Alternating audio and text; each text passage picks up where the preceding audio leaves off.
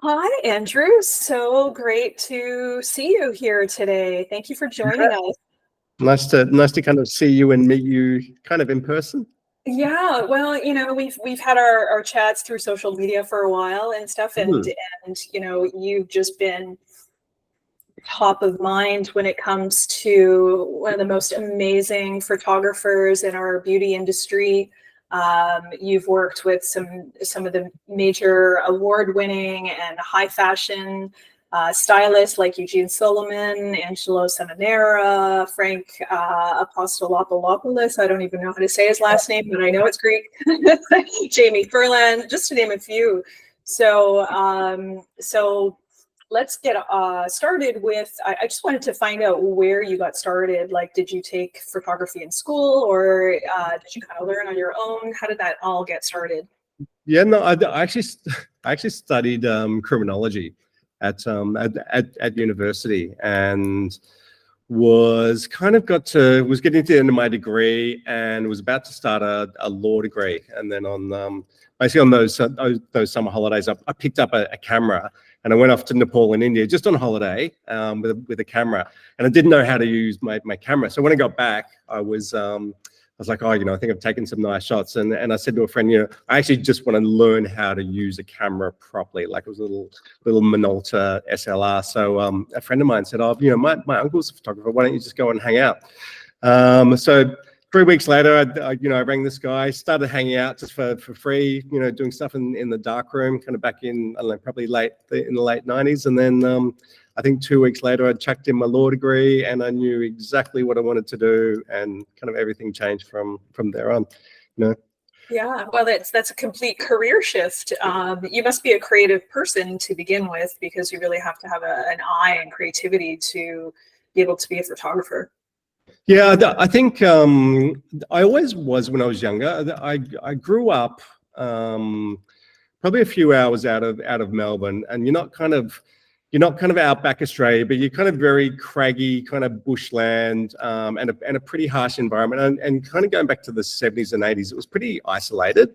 So there wasn't really many opportunities, I guess, for creative arts expression. So I'd almost suppressed it in a way, because there just wasn't an outlet. There certainly wasn't really artists or photographers, or even kind of bigger creatives around to kind of have a mentorship with. And even school wise, we had like an art group. But yeah, so I probably suppressed it till I was kind of in at university, and really didn't know what I wanted to sink my teeth into. But as soon as I kind of came across it, I knew I knew straight away.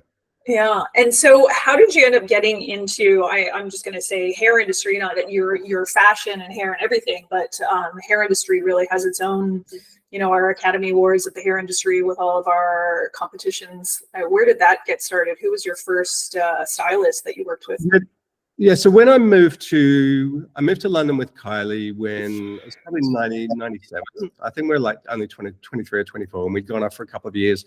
And I was managing a photographic studio in East London. I've been assisting for a while in Australia, and it was just one single big photographic, beautiful studio. And that was the space that Tony and Guy at the time were shooting all of their campaigns and collections, and a few other big hairstyles. I had no idea. I'd heard of Tony and Guy. I didn't know what the hair awards were. I didn't know anything about hair collections at all. Like, it was just it was almost a bit bizarre. I was pretty much strictly, I guess, fashion and beauty editorially for magazines. So it was like a bizarre little world. And obviously, like an industry, like, we'd have, the occasional hairdressers coming in shooting 2 or 3 or 4 or 5 days. And I'm like, obviously, these guys have got a decent budget and a big commitment to their shoot. So I was quite intrigued by it. And then what happened one day, one of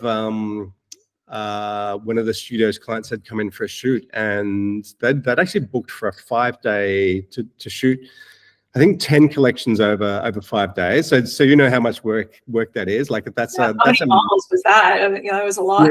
yeah, that's a lot. So it was a mountain of work. And they at the end of their second or third day, the client had a bit of a falling out with their photographer, and So they let the photographer go, but they didn't have a replacement. So he said that. So the client said to me, the hairdresser, can you come in and help me with the lights? He goes, I've got a camera. He goes, I can actually shoot it. And he was shooting on film. And he was actually quite a decent photographer. And he said, as long as you can set up the lights and help me, because I'm going to be busy with the hair, and then we'll just go from there. So, I set up the lights. I did the first Polaroids because he was over there doing hair, and he goes, oh wow, this Polaroid's great. He goes, if you can capture the first shot the same as the Polaroid, then that'll help me out. And then it got to the next shot, and he said, right, take another Polaroid. And then he was like, right, if you can capture the same as that. So after taking a shot, he's like, right. He goes, I've got I think they were doing 16 shots a day. It was a huge amount of work. And he goes, if you can just keep doing what you're doing, then you can have the rest of the day. And it got to the end of the day, and he goes, right, you can have the next couple of days as well. So that was actually my first hair job. I think, in hindsight, I think they may have won 3 out of the 5 collections I'd shot. I still didn't even know. I actually didn't even know what I was shooting. Yeah.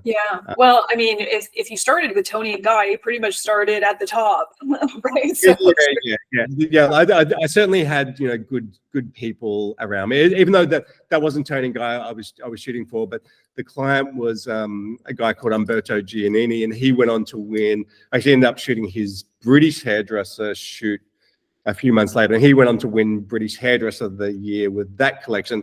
And I still had no idea what I was shooting. I mean, to me, it was just like a hair beauty shoot that I would do for a magazine. So I wasn't preoccupied with, I don't know, I guess, what did the judges want or anything. It was just purely just doing beautiful work as best I could. Yeah, well, coming from a fashion background, that gives you an edge, a little different perspective than being what I call hairy. You don't want like the hair shoots that can get a little hairy. Yeah. So your style, how would you describe your style? Like, is there a certain way that you like to shoot that is distinctively Andrew O'Toole? I think probably when I was a little bit younger, I was possibly more known for, more energized. I certainly used to use probably a lot of wind to create dynamism and things like that. And that almost in a way became, a bit of a signature thing, but also became, after a few more years, almost a bit of a cliche. There was just so many shoots with kind of wind in the hair for kind of no reason, where I'd always kind of gone, if there's wind in the hair, it was like, when I first started putting wind in hair, no one else was really doing it, which I found bizarre coming from a fashion background, because, you have this quite heavy hair that wasn't really emotional. And I'm like, if you've got this 3-foot long red hair and you put wind in it, you almost create like fire, and you create this emotion. So I guess certainly a sense of dynamism and energy. I'm certainly focused on being progressive. Like I get bored pretty easily. And even with my own work, sometimes you'll see me focusing in, I guess, more on a certain style, and then I'll probably put it away and kind of change my aesthetic completely. Focus on something else. And I'm definitely progressive. Like, I definitely want to stand. If people are shooting in general a certain way, I'll probably like to do the opposite. And not, I guess these days it's more, I think when I first, probably more, I was quite obsessive about my clients winning, and I used to get quite a kick out of it. And that was great. And when you're younger, certainly, if your clients are successful, then you keep getting the jobs, and from a business side, that was necessary. You've always got to put food on the table. And then you call these awards the O'Toole Awards, because then you keep seeing all of your work up there. So. Yeah, which is good. But I certainly got to a stage, and I probably couldn't even pinpoint it, where I'm possibly switched over into, you can keep ticking boxes to please judges, but then my mind was like, no, we should be doing this because this is the right way to move forward, and this is progressive, and it makes sense, even if it may not be in favor. There was certainly a while where I guess, a lot of, magazines and people overseas, were like, don't shoot things so blurry, don't have it so dark, we want light and bright. And I'm like, that's fine. You've got hundreds of other photographers that will give you, sharp, hair shots on a white background that tick those boxes. But, for me, there was always a certain progression of it needed to be moving in this direction, and for me, it was often like, I need to move quick. Like I just need to get there really quick. And then sometimes I'll flip it the other way. So that's probably more just internal for me, that drive of just to keep pushing forward, and I think it's a necessary industry thing. Yeah. And you're old school because you've been around for a while and you shot film and Yeah. I know I was around in that time too, so I know exactly what that's all about. I think that it teaches you how to create perfection during the shoot, not after the shoots, right? Like there's post is very important, of course, but do you miss shooting with film, or like what do you think about film versus digital? I miss the speed of it in terms of, you'd shoot 3 or 4 rolls and that'd be it per model. Like it had literally, like the budget in London was 3 rolls per model. And that was shooting medium format. That was like 36, yeah. Yeah, 36 or 45 frames. So, these days, if you've got long hair with a bit of wind in it, you can get up to 200 or 300 or 400 frames just trying to get that perfect image. So I kind of miss if you have 35 frames, you're going to do your best to try and nail it, and you probably do a pretty damn good job. And now we just kind of keep going on and keep going on. And also on film, it's like you get to the end of the day, you'd put the film in at the end of the day. In London, we get our contact sheets back at probably 10 o'clock at night. We go to the pub, have a few beers. Yeah, look at the loop. If it's sober enough, we'd mark them up and we'd literally put them in for print the next day.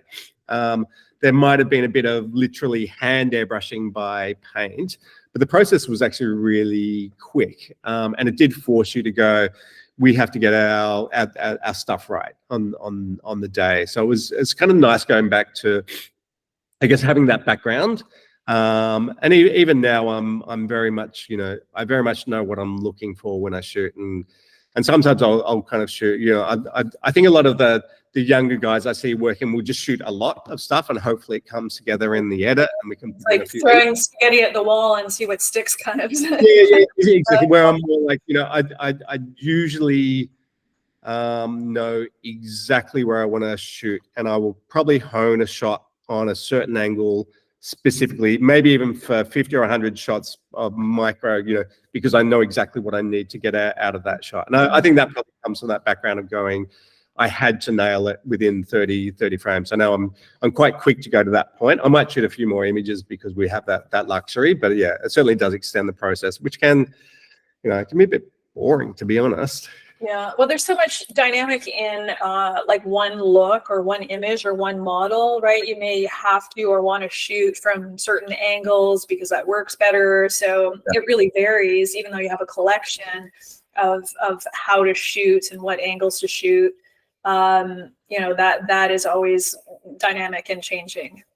Yeah, like it's and that changes year by year as well. I think now, even as soon as the model sits down, I'm probably, and even if the client says I want it shot from here, I probably usually know where it's going to end up. I think that's just from experience. Yeah. Well, you look at a model's face and you know what angle works best for that model. I mean, how important is it to have a great model? Very, very important. I think, often before, when you think about it, if you've got, a shorter hairstyle, your face that's in the image might take up 2/3 of the image. The hair itself may only be 1/10. So if you're judging prints on a wall from across the room, you're going to see a face first before you see the hair. And you can almost guarantee that the stronger, more beautiful faces will get attention first. So, I often sit back and watch people judging and what people go for. Beautiful, strong faces. I see the judges again and again go, oh, she's amazing. She looks amazing. The hair might be kind of average sometimes, but it's the face that will often draw you in first. Like I think the face and I guess the concept, whether it be the color of the background or the punch of the image, will draw you in first. But yeah, faces are definitely very important. For sure. I mean, that is such a key element because that is the first thing that you see, like you say. And the other thing is, even with models these days, beauty is so subjective. It's so unique and so different now. So even someone with a really interesting face that may not be typically beautiful still has a really cool style and a really compelling look visually when you see them. I think it's amazing sometimes when you see a model on set and you're like, oh, okay, well, you're like, they're kind of okay. And then they get on set and they just come alive and they're so great with the camera. Yeah. Some of those girls just turn it on. And I think, you know, they're almost, in some ways it's quite obvious just to pick the really pretty girl. You know, it's sometimes more, you know, definitely in Australia, I've probably got a lot of clients leaning to more androgynous models. You know, and even going, you know, even if it's shooting a very feminine male for a female collection, you're going, you know, it's hair, it's the same hair. You know, it doesn't matter if it's male based or a female based. So probably a lot of my clients are leaning into that quite heavily. You know, there's still a challenge of going, you know, I'm like, yeah, I know you want to lean into that, but there still has to be an element of beauty and interest and intrigue. Like I still want to buy into that pace, not just doing it for going, oh, it'd be cool if we have like a guy. Trendy. Exactly. It's almost like, you know, I prefer to have it almost genderless in the sense of going, oh, I don't know if that's a male or a female, but it's really cool and I'm really intrigued and I really want to buy into this image regardless. I'm not even thinking about if it's a male or female because it's got, you know, this beautiful connection. Yeah, well, Calvin Klein nailed that in the 90s with the campaign for the One fragrance. I mean, that was way back before what's happening right now, and it was so beautiful, fun, and so iconic. Yeah, like amazing. And I think sometimes as well, you know, I guess the quirkier models can be, you know, feel like a bit of a risk. And, you know, I've got a shoot, I think on Monday, and the clients kind of lent into one or two girls that probably left field out of even my radar going, you know, I'm not sure how they will shoot, but I'm like, you know what, I've been doing my job for a long time. You know, and you're going to get something different and I'll give it a crack, you know, and also sometimes like, you know, if, you know, these girls are both non-models, they're kind of very interesting and beautiful in a very different way.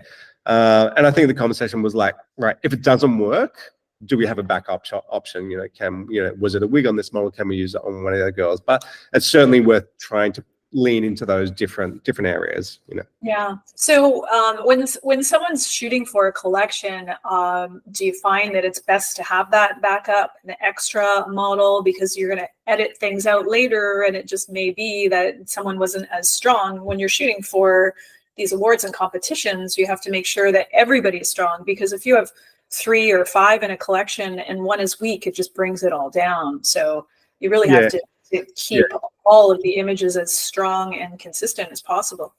Yeah, definitely. Like in Australia, they shoot 6 images for their awards. So I'd say most of my clients will probably shoot up to 8 images. So, you know, for the Australian awards, it means they can drop, I guess, their 2 weakest shots. It also gives them the option of, if they're entering the international awards, say for the British Hairdressing Awards, where they need 8 shots, that they have 8 shots in the bag, that they can do that, because a lot of hairdressers worldwide mainly shoot 4 or 5 shots for their local collections. So when it comes to the bigger international awards, they actually haven't got enough material to enter it. And that's possibly why lots of Australians pop up in the British Hairdressing Awards in the international category, because they do have 8. Yeah, well, you shoot a lot of British stylists, like you shoot with a lot of, well, international talent, really. So does that mean they come to you in Melbourne, or are you traveling? It's actually a mix. I probably do a bit of a stint every year in London. Maybe it's for a week and a half now, depending what's happening. This is actually the first year for a while that I haven't done it. So I've got a few people flying out to Melbourne. I've actually just got back from Calgary a few days ago. Oh, you're in Canada. Why didn't you call? Yeah. We're actually kind of far from Calgary. It's okay. Yeah. You may as well be in Russia, I think. Yes. So this has been a bit of a hectic travel schedule. So yeah, it was Calgary a few weeks ago. And then I'm off to Montenegro in a couple of weeks. And normally I'd kind of try and tack on a bit of work in Europe, but it's actually flat out here for the next couple of months. So that it does get to a point between, flying around, for other advertising stuff or for 11 Australia, and then my own work here and family stuff is going, all right, what's the balance? And it's sometimes easy to get to a stage where you're going, oh, it's actually not really working out or doing me any favors by. Well, especially when you're coming from across the pond way over there, everything's a bit of a hike. It's a long flight, yeah. So it is nice when I do have clients to fly. I've had a handful fly out from Canada over the years. I've had a handful. I've just shot someone for the Danish Hair Awards. She flew out to Melbourne last month or so. So yeah, I think a lot of clients, like, getting away from stuff at home and kind of being able to focus on a collection overseas. I mean, obviously it does add on a decent amount of cost if you've got flights, and and sometimes I might bring a staff member as well. But yeah, we're fully set up to, I guess, locally produce. So if people go, can I do a shoot in Melbourne? Well, yeah, we do it all the time. We can produce everything. Just let us know what you want, and we'll help you out. So it's easy. Yeah, and your wife Kylie is the makeup artist that works with you. She's amazing. Her work is so great. She's hilarious. I can't wait to meet her at some point because I can just tell by her pose she's pretty damn funny. Hilarious, yes. But how's it working with your wife? Yeah, it's good. Like it does get pretty crazy. She doesn't do all of my jobs, and even when I'm like, she'll do the bulk of my jobs in Melbourne. But even then, if I'm working, sometimes 3 or 4 or 5 days a week, which is a massive workload, because you've also got production on top of that. So that almost means I'm working 7 long days a week. So if I'm that crazy, she'll often pull back a bit. We kind of have like a one crazy person at any time policy. So if I'm mega crazy, she'll often pull back, even if I'm working in Melbourne, just because life things start to fall apart, and you have to keep it in perspective, I guess. Do you guys have kids? We have 2 kids, and we have a granddaughter as well. Oh. Yeah. Yes. Wow. So we have and she lives with us too. So we have a 3-year-old in the house. So we feel like we're almost new parents again. Oh, well, it sounds super duper busy. Yeah. So was there like a turning point in your career in the beginning that you thought, okay, I'm on the right trajectory right now. This opened some opportunity or some doors for me?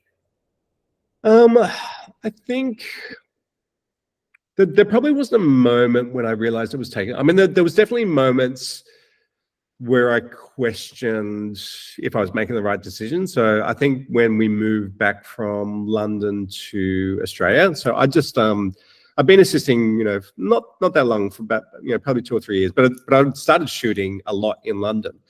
Kylie wasn't really that happy at the time, and she wanted to move back home.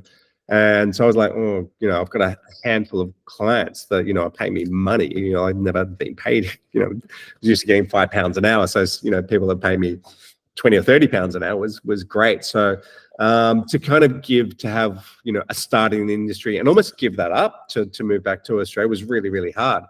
And it was almost, got back to Sydney, had no clients, no contacts, and then I was like, oh, right, have I done the right thing? And it was really a case of I think we had kids around the same time. I was like, right, if I actually don't get my ass into gear, this isn't going to happen. So I used to fly back to London, say, 3 or 4 times a year. I'd pay my own flights out of my rates. I'd probably go to London and make £1,000 over a whole week. Do you know what I mean? Just to keep a client. So I was really committed to, my whole goal was just, I've got 3 or 4 good clients. If I can keep those clients and add 1 on 2 on a year, then I'll see how it goes. And as it worked out, kind of built up 2 or 3 or 5, kind of every year pretty quickly. So it did happen quickly, but there were moments where I'm like, oh, this kind of could turn the other way pretty quickly if I don't focus on clients, if I don't look after my clients, and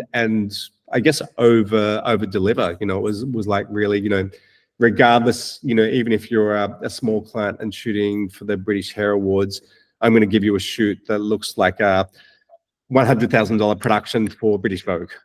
I'm going to over deliver that far that, you know, you can't use anyone else. And that was where my head was at back then, because I'm like, if that doesn't happen, then I'm kind of stuffed and I've got nowhere else to go. Yeah, well, I mean, with your amazing work, award-winning work, you made yourself indispensable and the one to hire. I mean, I know in Australia, there's some incredible talent out of Australia. The hair industry is just booming over there. The Australian awards are a big deal. There's some, like Danny Pato and Jamie Furlan. I mean, there's some really great talent out there. Yeah. A lot of talent, and also really different. I think we've had, you know, we've got 2 different hairdressing awards.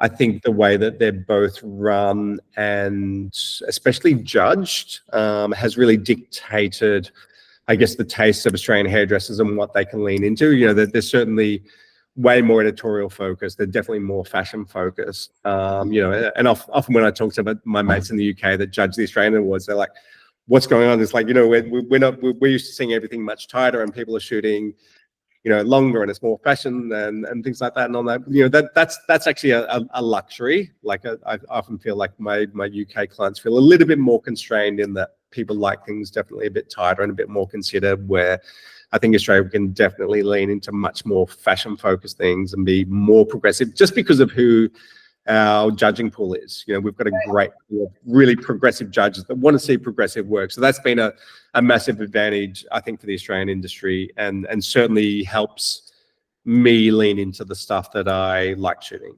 Mm-hmm. I think it's important to have a really good cross section of judges that are obviously very respected in the industry for what they do, but you have to have a progressive eye, because everything's going to stay the same if it doesn't, right? We don't want to just shoot this like cookie cutter, you know, make sure you can see every angle of the hair or whatever that you know, formula was back in the day. You know, that's what sets everybody else out different from the rest. And you know, I often find that the fashion and the hair industry are such different. You know, there's a little bit of overlap, but they're just such different industries because of the way we shoot. So I think those are majorly important when it comes to these awards. Yeah, definitely. And for me, it's always like, you know, I've always, you know, I think people's attention spans as well. Like, if you are not giving them something visually new and inspiring and progressive, you're actually just repeating the same stuff. And, you know, and I think, you know, humans are hardwired genetically to evolve by seeking out inspirational things in life. So whether it be imagery or new inventions, we're hardwired to do that. So if you're just presenting the same stuff, you know, the same white background with the same haircut that people have seen a million times, there's zero progression in that. You know, if the industry wants to move forward, you know, and I think Australia's done it in a great way. I guess they've kind of tailored their judging to having a pool of progressive judges, as well as a pool of really well-respected commercial judges. Like, it's not just, you know, cool progressive hairstylists judging our awards. There's a lot of great judges in the UK that just like, you know, beautiful little haircuts. It's a great cross section, but I think you get a beautiful balance where you can lean into being more progressive without being too crazy, without losing the plot, but still ticking a lot of boxes for haircuts and things that are relevant for salon owners, for getting bums on seats and, you know, stuff that you can put up in the wall of your salon if you want to. Right. Yeah. Well, that is a thing too, right? So if they win these awards, that's great. Hopefully they're talking to their clients about it, or showing their trophies, or whatever it is, discussing it.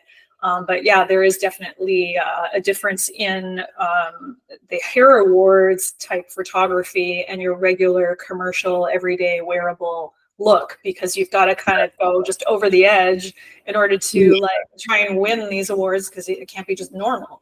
Unless it's a category that's editorial. But even at that, you know, everyone just wants to enter like, how crazy can I go? How big can it be? Like, how much color? How many pieces of clothing can I put on? You know, like, they just want to overdo it. Do you find sometimes it's just too much? Like, do you tell them? A lot of the time. And I think especially for younger stylists, it's probably normal, like hairstylists, to to go, I want to have this part of the hair, and I want to have like it shaved at side and a mullet at the back, like a side mullet, and 5 hairstyles in one. yeah, and then like it's a blue and green, and I'm like, why? Yeah. The way I explain it, I guess, to younger people I work with is every image that you show people or arrives online has a certain amount of information in it. People typically, even when they're judging, mainly give it half a second. You know what I mean? Like it's like, even judges will go, oh, I'm just judging, but they'll judge almost like they do it on Instagram. It's like, and they'll gravitate to what jumps out at them. That's often kind of what jumps out of them is often very simple and clear and concise, and it's not overwhelmed with information. So I'm like, a good shape and a good little fringe and a haircut in there, that's enough information. Like that's 3 bits of information. If you put in 10 bits of information, you're going to overwhelm me. And if you do that for 6 shots, I'm probably going to go, whoa, that's just way too much to compute. I'm just going to scroll on till I get to something that's a bit easier for my eye to digest. So I'm like, just don't overwhelm. It's great to do amazing stuff. It's great to shoot on location, but just consider how much information you're providing, because you can overwhelm your audience. So if that's judges for the British Hairdressing Awards or the Australian Awards, you can overwhelm the judges. So often it's like, simple can often be way better. So just think about how many different haircuts you need in this one haircut. Yeah, and you can create something beautiful and dramatic yet simple. I mean, yeah, you can, yeah. That's what Andrew O'Toole can do it. But again, it's the team, right? It's the stylist, the colorist, the model, the wardrobe stylist, the makeup artist. I mean, it's a team of like 5 or 6 people that really need to all be very strong in order to create this, because if you have one weak link, it brings everything down. Definitely my teams. I always kind of make them as solid as possible, and I'm very vocal with clients going, I know you can use your cousin's friend who can get a few clothes from Zara or whatever. Dog walker, or your cousin.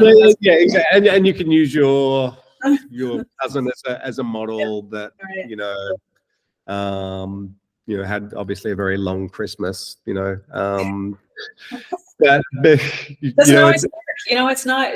not worth it to cut corners. I think it's best to aspire for the top. Like, look at high fashion, take your inspiration from high fashion and try and emulate that versus just trying to piece it together. I say, especially in Australia and the UK, it's like at the top level, I'm like, these people pretty much all use professional models. They may use 1 or 2 street cast girls, but they've probably cultivated those girls over a couple of years. And even though they're street cast, they're probably as good as models. Do you know what I mean? Yeah.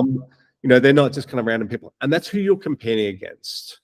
So if they're getting A grade and you're inputting B grade to your shoot, you really can't compete against those people. And not only are they using great model, they're amazing hairstylists. So if you're using B grade models, you have to be an extra great hairstylist to compete with that. So it's very hard. So once you kind of work out, I guess, the parameters of where you need to compete, you kind of go, if I'm going to compete, especially at the top levels, it's different if you're kind of starting out in your apprentice, but at the top levels, the models, the stylists, and it does come at a cost. Like, my shoots are definitely more at the premium end, but hopefully the result is as well.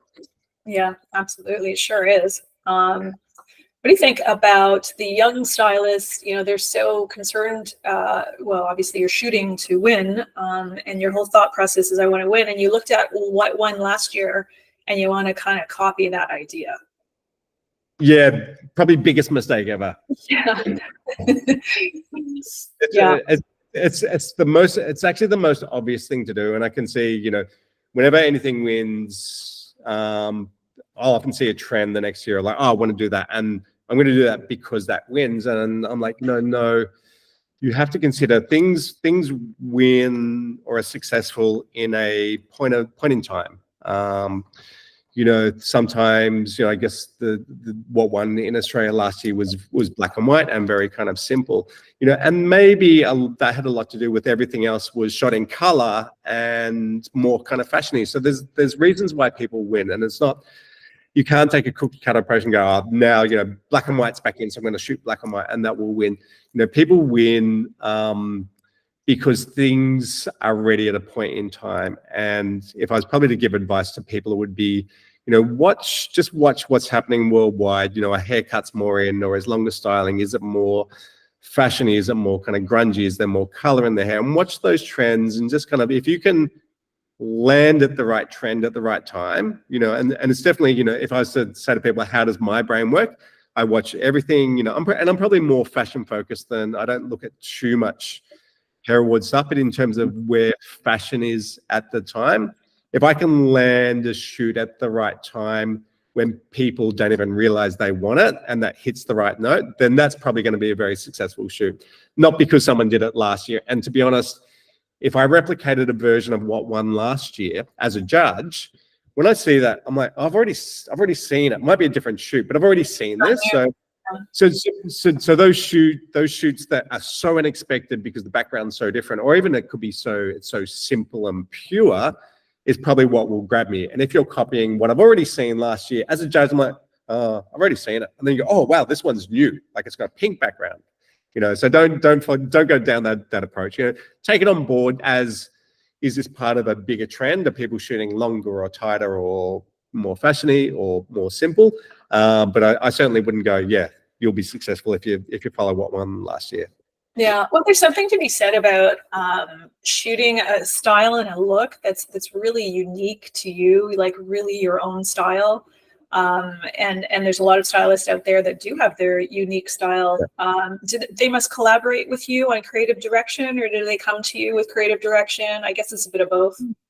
Yeah, it's a bit of both, probably depending on what level. I guess, more your Angelos and your Eugenes. Angelo will be very they come to you. Yeah, and he will go, he'll present his ideas, but he pretty much will know how it's going to shoot.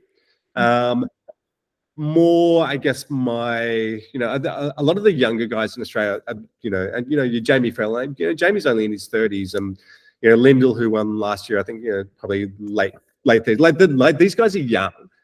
So one, they're kind of hitting their strides, but they do need a bit more guidance in what more in terms of what will work photographically. That they'll go, I want to do this. I'm like, yeah, but that won't. Remember, we're doing this lighting, or our background's black, so I wouldn't shoot too much dark hair or things like that. So just talking them through the process. Definitely the guys with a lot of editorial experience will probably have a great idea of how their hair's going to shoot anyway. We'll certainly collaborate on the day, with the bigger guys, and we nail the looks that they want to have in their head, and then we actually just have fun. We just kind of break it down. We might play with things, we still play a lot, which is great. Yeah. Well, it's a play day. I mean, you come with your concept. Maybe hopefully you collaborate in advance. Share. I like sharing like Pinterest boards or that kind of concept, so that everyone's on the same page in terms of the style and the direction. But then you kind of leave things in everybody's hands that is the pro in that area of the shoot. Like you leave the photography to you. You're the expert in that part of that team. So that everyone comes on board with their own skills and talents, and then it just becomes a collaboration. Yeah, exactly. And as a hairstylist, going to a shoot, you don't want to have to manage other people's departments. It's like, you don't want to have to do like a brief for a day for the makeup artist. You're better off booking a great makeup artist that wants to collaborate with you and get inside your head. You don't want to book a stylist and then spend 2 days going, I want exactly this or this. It's like, use great people that will bring great things to the table. That's what they're there for. And I always like, my team's always like, these are great people. They want to get inside your head, but let them do their own thing. That's what they get paid for. And they're actually very skilled, and use them to make yourself look better. I'm like, if you're kind of starting out and these people have had lots of experience, they will pull you up to a different standard. So use them for that and let them do their thing. There certainly has to be an element of control. Like, you can't let it go rogue and say, do what you want. But once everyone's on the same page and there's a clear vision, it's actually very easy for creatives then to go, yes, I know exactly what you want. These are the parameters, these are the clothes. I'm very, I guess, communication wise, very clear with my teams in terms of direction. It'll be very precise in the brief. But once they've got it, I'm like, you can go for it. And then I want you to show me how you can progress it. I want you to kind of deliver. I want you to show me all the clothes before we get there so we can fine tune it. And I want you to kind of feel like you can really push this in a direction that suits you. For sure. Well, coming from a fashion background, you know that wardrobe is super important. You know, yes. it really tells the story, and it also elevates, or it brings the shoot down. So if the clothes yes. just aren't up to par, and again, I was just talking about like all those parts that work all together. Again, it's one thing that can just bring it all down. It's really important to have a good stylist. Yeah. Very, very important. And I think I've always been lucky. I've always had like a great group of stylists in Australia. And depending on what the shoot, you know, sometimes the shoot may lean a bit more arty, sometimes it might be a bit more sexy fashiony, you know, and I'll pull different people in depending on what their strengths are. You know, they're certainly, stylists are very kind of different, and they can all work very different. They're all great. And in the UK, it's the same. I've got like a pool of people that I can trust regardless of what the brief is, which is great. So I'm not kind of, I don't arrive at the shoot kind of stressing like, oh, you know, the clothes might be B grade. I'm actually quite excited to see what they're going to deliver, because they always over deliver the teams that I use, which is amazing. Are you still shooting fashion? Yeah, I shoot a lot of fashion advertising in Australia. I really don't shoot much fashion editorial. It'd be rare just because my schedule these days. I do shoot a bit of fashion advertising if I've got time, depending seasonally where I'm at and how many trips overseas. So yeah, occasionally. Yeah. Well, I think it's kind of changed a little bit now too, because there's not as many magazines out there. I don't know if there's even as many editorial type jobs happening, just because everything's gone digital. It doesn't mean they're not shooting, I guess, but you know, what's happened with the fashion industry it's possibly, I think the last decade has been the biggest change. I mean, I think interesting to go from film to digital to, I guess, magazines, all shifting digital. I mean, there's only a couple of magazines left in Australia, and you could, I guess, going back 20 years ago when I first started, it's like, you know, there'd be 10 or 15 local fashion magazines that were amazing, and worldwide there were so many, and now that's gone. So, you know, for me, when I started, there was definitely a pathway of going, right, you'd start shooting editorials for small magazines, maybe like Cosmopolitan magazine, and you know, even for editorials for some of the bigger newspapers for their weekend magazines, and then you'd kind of move into bigger editorials, then you move into fashion advertising, and there's a real pathway. And then it all collapsed, and then it just kind of then it all disappeared. So, you know, for the guys assisting me now, I'm like, oh, you know, I had a quite clear pathway to get where I wanted to. You know, it was never going to be easy, but there was a pathway. And now I'm like, oh, it's kind of like a really messy, like it's a really messy area. And I'm like, you know, you guys just need to be across everything. Like if it's video and social stuff, and just seeing where the opportunities are, you know, whether it be AI stuff, it's like, just look where things are trending and moving. Because, you know, at the moment, I actually don't know where it's going. You know, certainly things are quiet in fashion in Australia. Like lots of my friends that are just fashion photographers are really, really quiet, which is, which can get a bit scary. I mean, it can be cyclical, but there is a lot going on. You know, more companies shooting less campaigns, shooting more e-commerce and things like that. Yeah, and also there's so much user-generated content. You know, the brands that really want just sort of reality, not so shiny and polished, and everything's moved to digital too. So, do you think print is dead?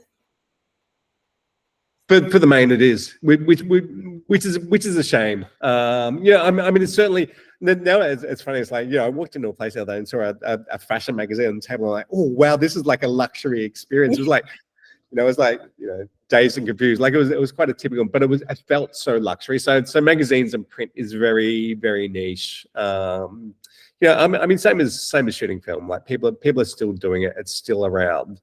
But I guess the mass market that ultimately drives consumer dollars is digital for now. But the nice thing is, when we do lean back into print, whether it be art books or things like that, there's still a market, and people do treat it really differently. Go, wow, this is actually luxury, because they're so not used to having things in their hand. Like, it becomes a really different experience to, say, 15 years ago, where I'd get sent 3 or 4 or 5 different hardback kind of hair books. You're like, oh, there's another magazine, and you're like, okay. When I say, I was like, wow, this is luxury, and like, it's probably not. It's just a magazine, but it's so different. So it's nice. Like, I like when I kind of come across a magazine.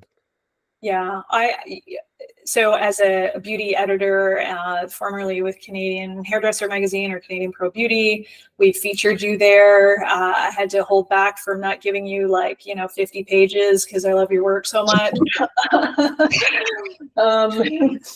But yeah, anyone that I talk to just really misses a good, tangible magazine in their hands. The only thing from like an editorial perspective is just, it takes 3 to 4 months to put one issue together, and you're working on things so far in advance, and digital is just so like instant and immediate that the news is like old news by the time it gets printed, right? Remember that show from 4 months ago? We're talking about it now, Yeah. Like, it's so quick. Like, I think, I certainly miss the old days of going, your Italian Vogue and your American Vogue would arrive every month, and they would kind of dictate a lot of the fashion stuff worldwide. Where now it's like, it is constant on your phone. It used to be once a month, and everyone was kind of on the same page where things were going. And now I think, some people are just so confused because they just have a barrage of information, and it just comes at them constantly. And they go, oh, big hair's in. There's like next day, no, short haircuts in. Like, no, crazy. Like, well, everything's in. It's actually just a matter of applying your taste level and going, is it the right time for this? And anything can be in at any moment in time. And both can be right at the same time. But if you're delivering, obviously, to judges that may be judging your collections, then they might be looking for something in particular. Yeah.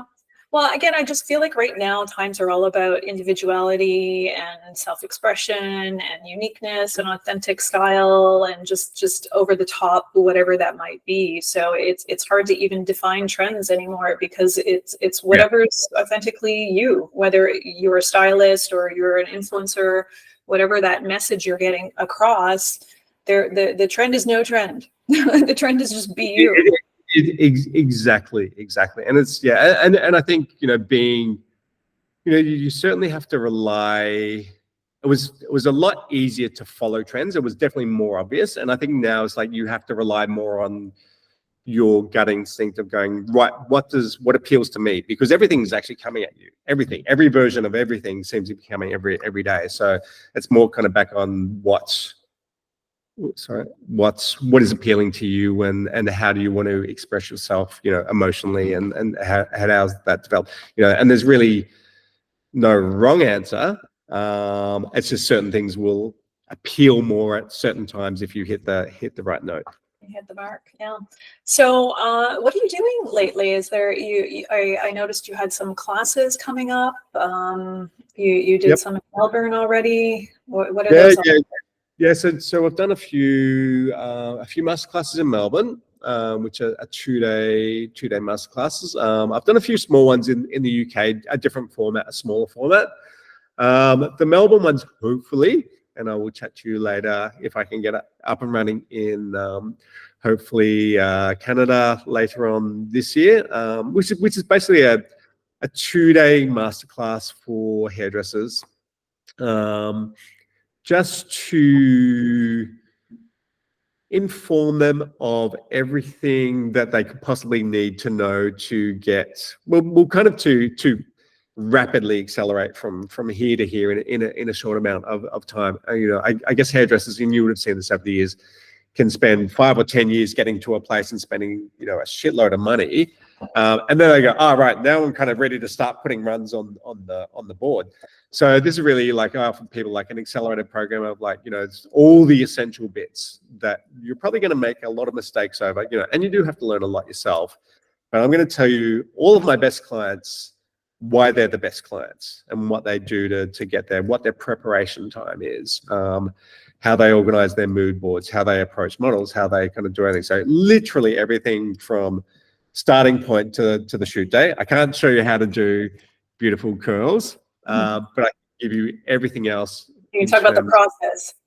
In terms of the process, in terms of the headspace, in terms of organization skills, in terms of taste level, who you should be following on social media. It's like, if you have an Instagram account and you follow 5,000 hairstylists worldwide, and a lot of them are just doing little salon bobs and things on a white background, you're probably not following the best people. Or if you're following the best people, they're going to get jumbled up in a lot of the crap. Well, you should be following Rehab magazine. There's lots of great inspiration there. And I say, if you can, and I literally give the class, my top 40 or 50 people. I'm like, these are the tastemakers within hair. I know you guys see a lot. I just say, set up a separate Instagram account and follow these people. Follow Beauty Hub, follow a few top level magazines, but keep your, I guess, kind of mid-level hairdressing awards stuff in your other account. But the tastemakers, the worldwide tastemakers, the people that do the Paris Fashion Weeks and the Milan Fashion Weeks, that do the biggest editorials, the biggest photographers, these are the tastemakers. These are the guys that most of the trends worldwide come from. And they're probably like all of the other very successful hairdressers that are smart enough to pull from those guys. So I actually don't. I say, these are the people. Yeah. So I just say, hang out with these people. You can still hang out with these people occasionally, but if you're following the best of the best, it's like, if you're hanging out with, 5 great mates, you're probably going to lean into what those mates are doing. So I'm like, if you follow the best of the best, your head's going to change pretty quickly in terms of taste level and what you can do. So I literally direct people to go, here's your starting point in taste, and now go off and find more people to add into that, but be very curated, because that will dictate. And take inspiration, but don't copy. It's exactly, and also it's like, be curious, and it's like, you can, follow Angelo and Eugene and try and work out where they've taken their inspiration from. Do you know what I mean? Like everyone, there's always inspirational points for everything. Angelo will draw a lot of his inspiration from nature stuff, and it's like, you can literally go, you're right, yeah, his bamboo hair is literally inspired from bamboo, and I'm every time I'm out with Angelo, he's like, this brick wall is beautiful, and take a photo. This rock is beautiful, and take a photo. This leaf color is beautiful. This insect that's pink and green is beautiful, and that's where a lot of his information. So when you kind of know, it's obviously different for me because I know these guys know how their brains work, but I go, oh yeah, I can literally see how it works. And once you kind of, if you're curious enough to go, oh right, this reminds me of a vintage picture, or a lot of big hairstylists will very much delve into, I guess, almost antique hairstyles or Renaissance hairstyles. How can I apply a beautiful Renaissance braid to like a punky mohawk and things like that? And once you kind of work out where or how they're deriving their inspiration, you can start to apply that yourself. And it does take a while. It doesn't happen overnight, but you can't. I love listening to artists' inspiration, where they get their ideas from, and what I love is they're just an encyclopedia of art and fashion and style and icons and people and nature. Like, it doesn't just come from one spot. It just comes from, this library that's in their head of all the things that they've seen. Of course, they're older too, so they've experienced more. But just being aware of things just beyond going, oh, I like this photo and I'm going to take elements from it. Like the availability of inspiration is just so massive, and you have to really open your eyes and really look for beauty in so many different things. Yeah, it's funny because I think a lot of people think it just comes from the tastemakers, but it is actually everywhere. And when you kind of I would, say to a lot of my clients, start exploring, books on Africa, books on First Nation people in America, and just, and you'll be astounded by, you kind of think, there was possibly some, tribal basic haircuts, but when you look at what some of, these people were wearing in their hair is actually phenomenal, and even going to, May. And so, I certainly spend a lot of time looking at art books, and that's, that's not because I'm a hairdresser. I'm just genuinely interested in I guess, a beauty sense. But even, you know, when you look at Renaissance paintings and you start deconstructing some of the beautiful, intricate hairstyles or twisted braids, not a typical braid, you go, wow, this is like hundreds and hundreds of years ago. This is really progressive stuff. You know, so if you can kind of lean into that and go, you know, how can I apply that to something modern, then yeah, it can definitely give you a great springboard into, I don't know, I guess like a creative evolution. But you know, and I said to the guys on the course, you know, it's sometimes just a matter of just let yourself create. Like, just give yourself permission to create. You know, sometimes you might see things online, and it's like you can actually work out. You know, maybe it's 50 wefts just pinned in to make this beautiful hairstyle. But sometimes that's what it is, you know, and you can copy that idea, but not so much the style. So if it's just based on, you know what, I've just got a uniform texture that's repeated again and again and again. It might be straight shards, or it might be these beautiful little pulled out pieces. But, you know, if you create enough of those, you can create a hairstyle. And then if you cut a fringe into that, or a bob into that, or an asymmetric bob, then you've got a really different kind of look. So it's like, you know, I'm saying, just start. And if you don't know where to start, just try things. You know, if you just play around with a mannequin head and just put some hair on corrugated iron and cut it up and just start, you know, then you'll progress. What's interesting about hair is that it's really a material. It's a material that can be sculpted. And it's just incredible what you can do with tools and products and hair as a material, and what you can create with it.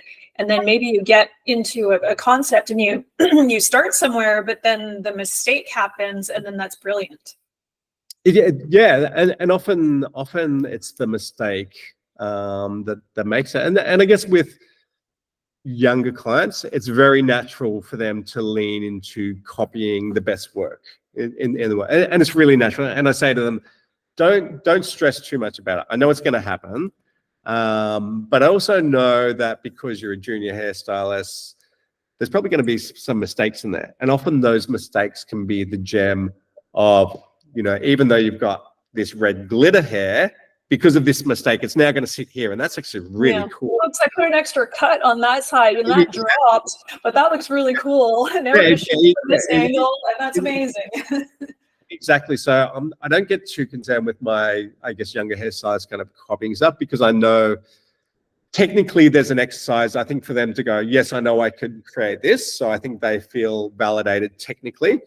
And I'm like, creatively, on the day, those little mistakes, or if we just flip the wig upside down, or we put it on the side, or we just cut it here, that's when you'll make it your own. So I don't get too obsessed with people copying it. It does happen, it will happen, but I'm more concerned with, I guess, the creative process and the magic that happens with the mistakes and progressing things than the technical process. Because at the end of the day, it's like the bulk of my clients, you know, they're actually really good hairdressers. You know, they can cut hair beautifully, they can curl hair, and they can straighten. But I'm like, if you've got those technical skills, so have a lot of other people, it's more the next creative level. Where can we take things after that, and how do you apply it that it interests me? Well, it sounds like your class is going to be really informative and a really great class to take. So where can we find your information? Where can we find where you're doing your next one? Hopefully I am, hopefully the Canada one will be looking towards, I guess around the last, I guess September, October, hopefully September. I'm still looking at, so I'm just waiting on my dates to confirm. I will announce on my socials first. So follow me, Andrew O'Toole Studios. So that will be the first announcement. And just to give you an indication, the last 2 classes in Australia have sold out overnight. So how big are the classes? How many? It's literally only 10 people. It's very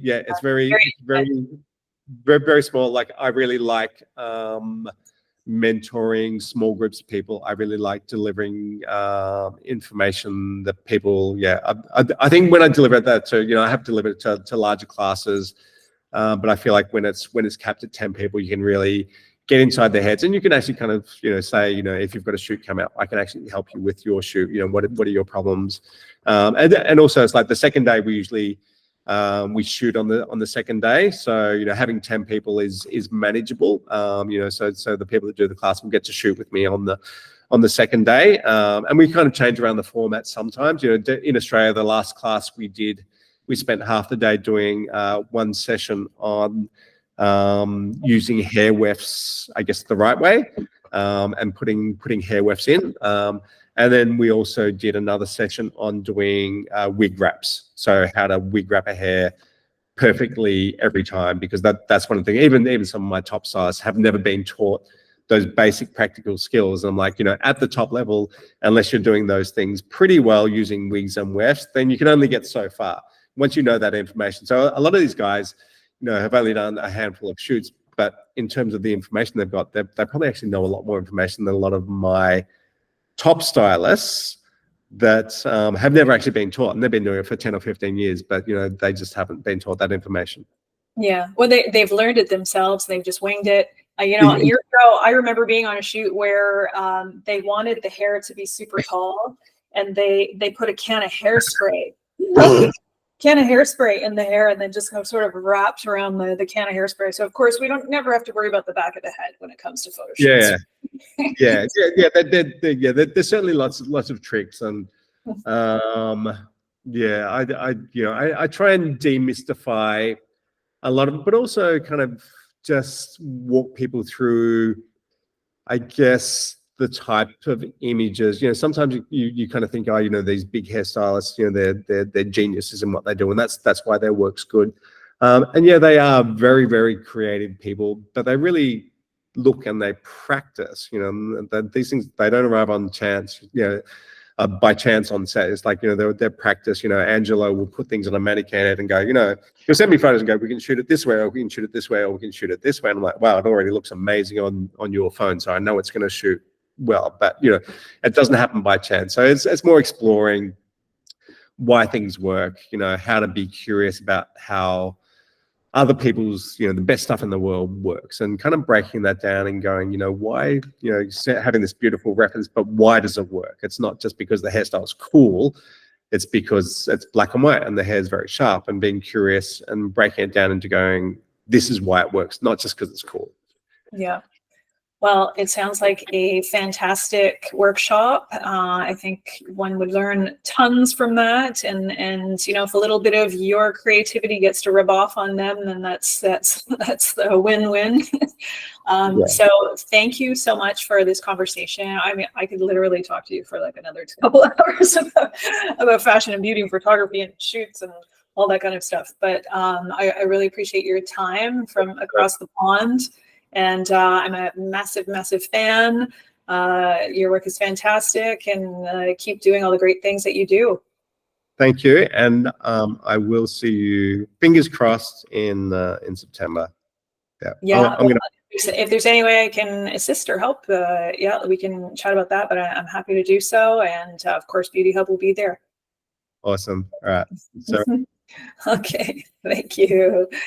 1 second.